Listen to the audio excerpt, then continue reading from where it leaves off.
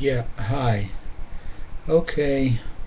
Um, I thought people might enjoy another idea that I came up with and use occasionally and that is useful in my life.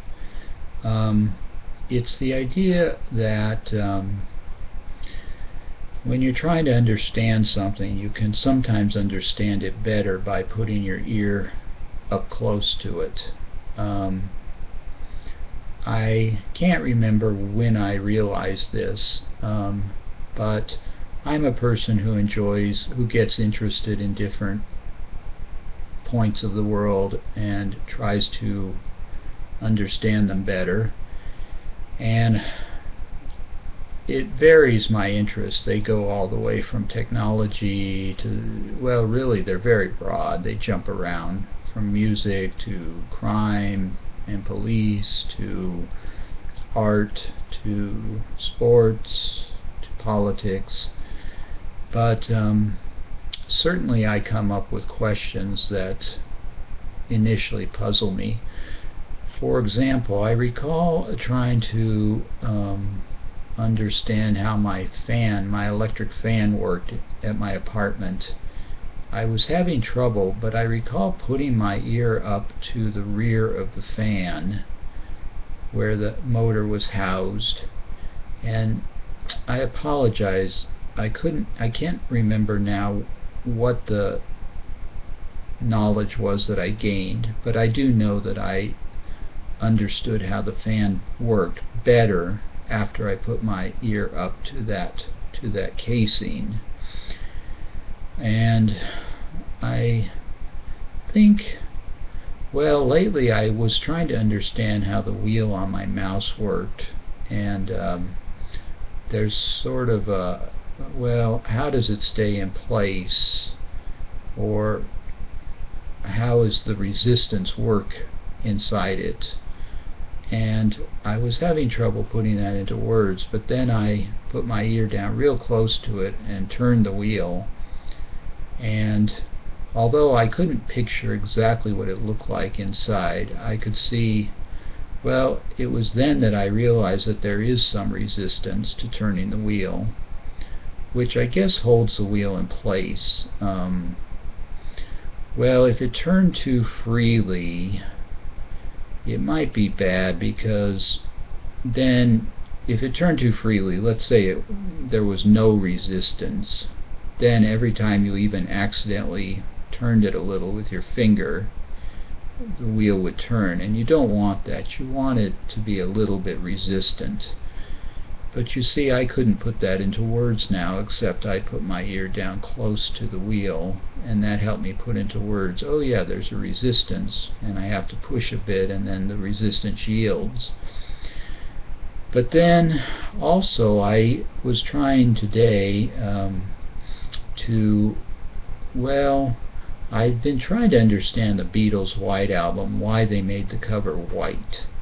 And I thought if I listened to the album, which I've never really listened to all the songs on it, I might understand it better. But when I listened, I tried holding the speakers up real close to my ears, like this. These are my computer speakers, because I was realizing that when I held them close to my ears, I understood more about the music I was hearing than if I had them a distance from my ears.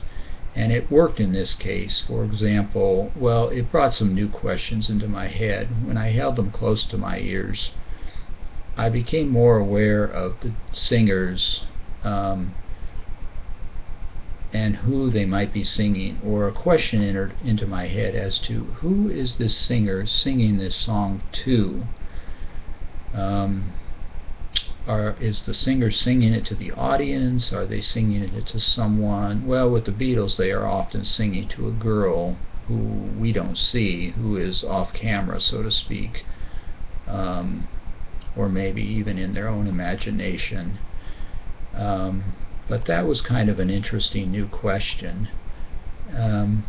But then I even went a little further, and I said, okay, if I want to understand the White Album, what would happen if I just put my ear up to the album cover? Now that sounds ridiculous because it's a silent image. I don't even have the record, so I would have to bring an image of the album cover up on the computer and then put my ear up to it. And you would think that's silent, right? It's just a picture of the album cover. But I tried putting my ear up to it, and it did seem to me that when I put my ear up to that album cover, I got a particular feeling for that album cover, which was that by making it white, the Beatles reduced the visual stimulation, which means that you could hear the songs better because you weren't trying to process two kinds of stimulation, of visual and auditory. You only had one, which was the auditory, which was the songs.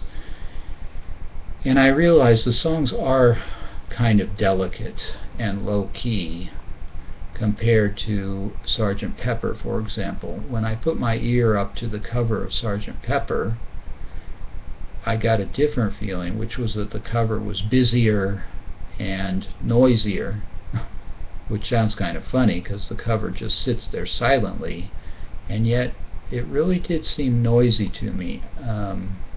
Maybe because when I put my ear up to those covers I can still see them out of the corner of my eye. But I kind of realized that Sgt. Pepper is a noisier album than the White Album. It's more exciting and more rock and rolling. And like I say, I think the White Album is more delicate, more picked guitar on it, and less of the orchestral symphonic stuff.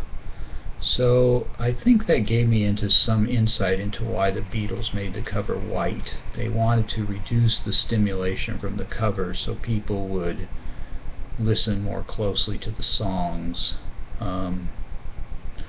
Now how that fit into the culture of the time, I don't know. The Sgt. Pepper was 67. It was an exciting year. 68. Maybe people were tired from all the excitement of 67, I don't know. So they wanted a quieter album and a quieter album cover. But I thought just for fun I might put my ear right up to this camera and see if that brings me any new insights. So I'm going to put it there, and now I can't even see the image very well. Well, I can see to the left of the computer a stack of business papers. That reminds me that my mom, she's taken ill. This is her house and she runs her business here. She's taken ill and has gone to the hospital. So the business, well, my sister will probably take care of it. And then I see the scanner to the left, which was a gift from my brother to my mother, and I see a speaker. You saw me hold up the speakers. The left speaker is there to the left. Well, I don't know. Those are interesting things to think about, and they're probably good to put those things into words, to say, to realize that even though I'm looking at a computer, there is a whole environment here. But was that an interesting exercise? Well, it's not bad. But I don't know if it brought as much illumination as the other places where I put my ear up close. But if you find yourself stuck, there was one other question I was thinking about, which was when I tap on a key on my computer, can I learn anything by putting my ear up close? I think I'll try that right now.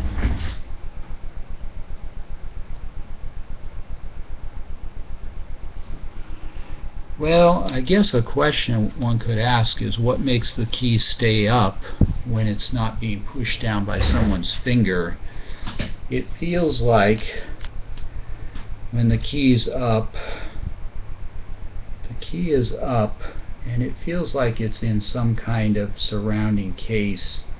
Maybe there's a spring that pushes a key against one side of the case or the other, but when you push down, it kind of gets it out of, I don't know, just the force of pushing down makes it go, well, instead of pushing against one side or the other, the push is so slight that by pushing down it forces it out of that where it's sort of lodged against one side or the other, and it does go down. So I would say putting one's ear up close does give one more insight into many physical phenomena, and even more, well, not purely physical. As I mentioned with the Beatles, that's more of a intellectual phenomenon.